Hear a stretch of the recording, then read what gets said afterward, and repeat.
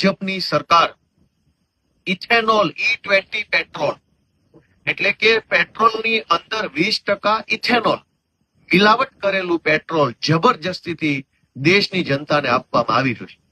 આના કારણે 2-3 નુકસાન થાય છે. એક કે જ્યારે પેટ્રોલ જ 100% પેટ્રોલ નથી, એની અંદર 20% ઇથેનોલની મિલાવટ છે, તો પછી પેટ્રોલનો 100% પેટ્રોલનો હોય એવો ભાવ કેમ?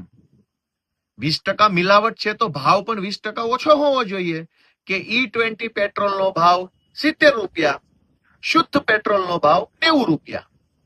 આ તો મિલાવટ 20%, ભાવ 100%.